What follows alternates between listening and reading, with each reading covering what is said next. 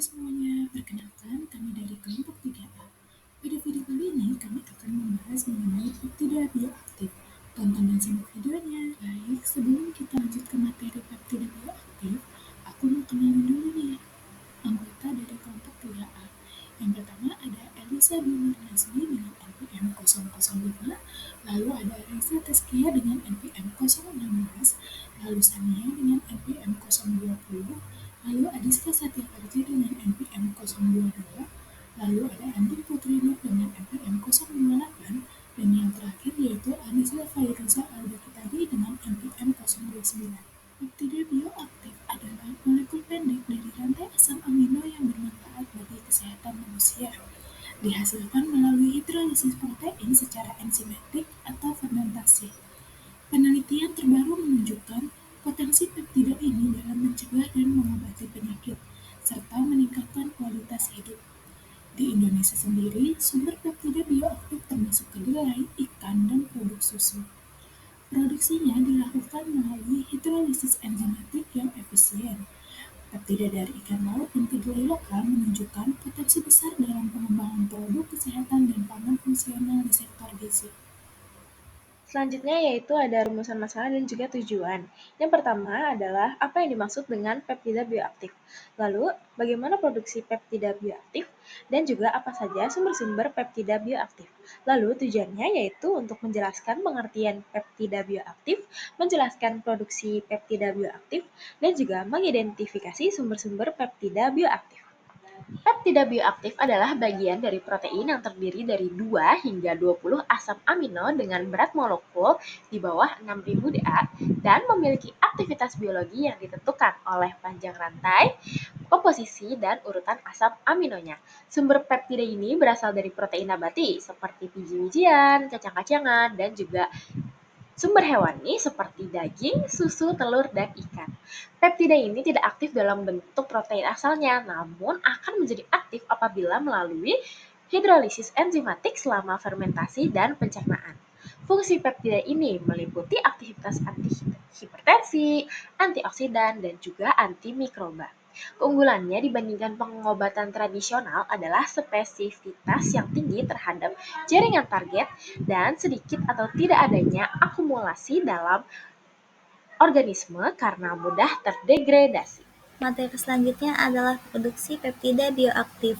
Dimulai dari fermentasi, produk-produk yang dapat difermentasi ada susu, kedelai, kacang-kacangan, beras, dan juga gandum. Nah, mikroorganisme yang memiliki sistem enzim proteolitik untuk menghidrolisis protein dan menghasilkan peptida bioaktif pada susu fermentasi diantaranya adalah Lactobacillus helveticus, Lactobacillus delguerti spp bulgaricus, lalu Lactobacillus lactis spp diacetyl-lactis, lalu Lactobacillus lactis spp chemoris, dan Streptococcus salivarius spp thermophilus.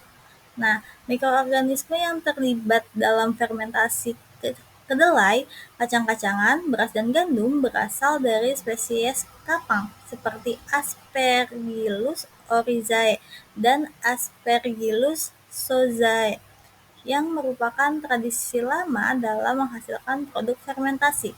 Peptida-peptida yang dihasilkan umumnya memiliki aktivitas biologis seperti antioksidan dan juga antihipertensi.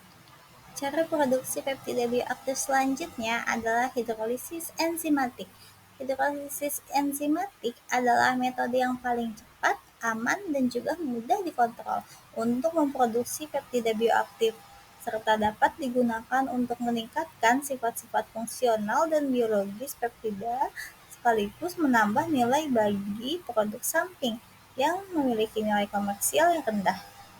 Nah, enzim protease itu mengkatalisis reaksi hidrolisis ikatan peptida pada protein atau ikatan ester dan amida. Semua protease memiliki tingkat spesifitas tertentu terhadap substrat, umumnya didasarkan pada sekuen asam amino di sekeliling ikatan yang dipotong.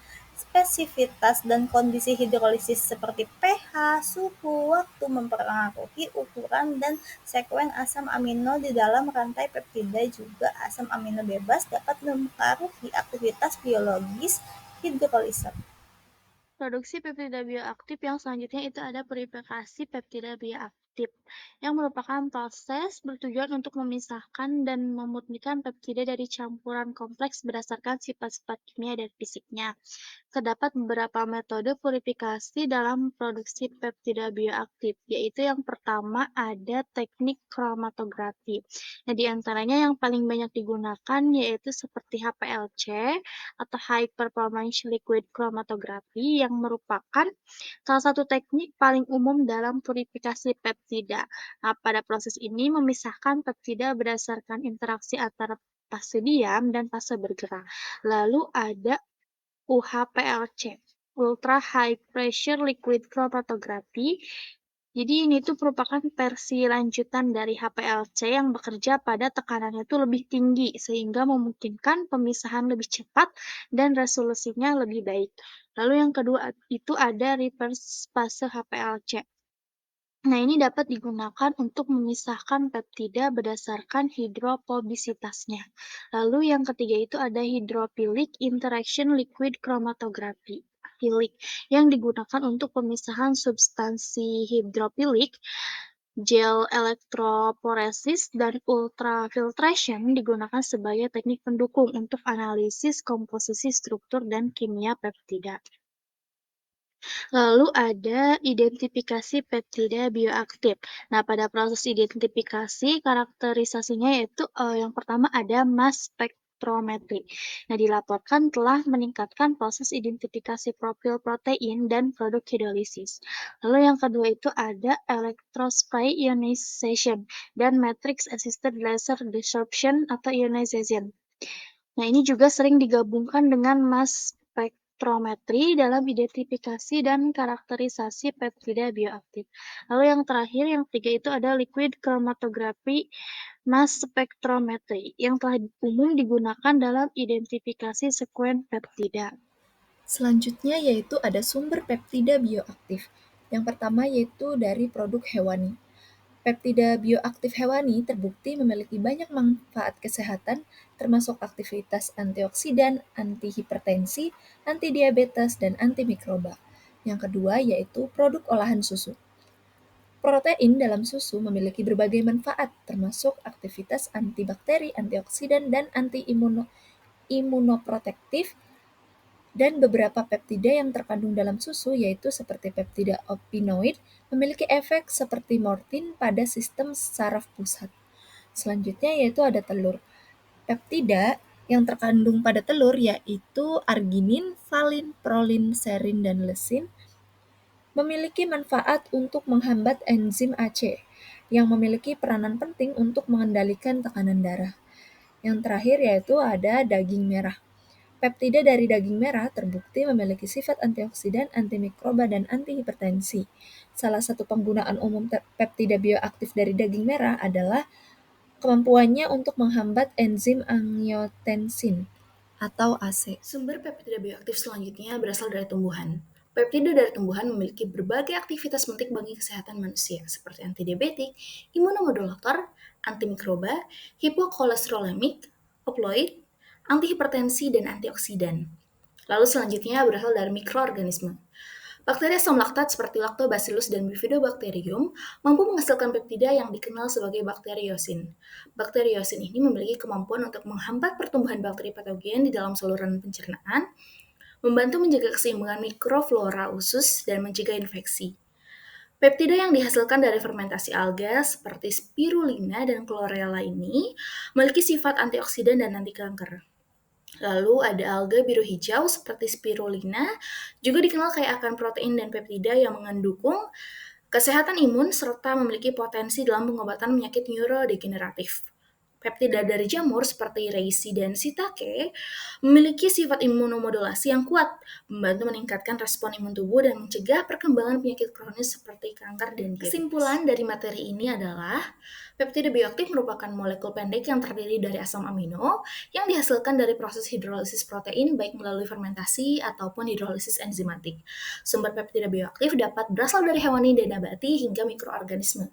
Ketiganya memiliki fungsi biologis penting seperti antihipertensi, antioksidan, antimikroba, dan meningkatkan sistem imun. Peptida bioaktif dapat digunakan sebagai bahan dalam pangan fungsional seperti produk susu fermentasi atau suplemen kesehatan. Di dunia farmasi, peptida bioaktif digunakan sebagai agen terapeutik untuk penyakit kronis seperti hipertensi dan kanker.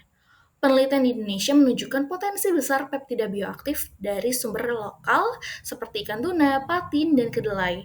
Sumber-sumber ini dapat dikembangkan menjadi produk kesehatan yang terjangkau dan mendukung sektor pangan fungsional di Indonesia. Baik, sekian dari kelompok kami, kurang lebihnya mohon dimaafkan. Terima kasih, selamat menonton video ini.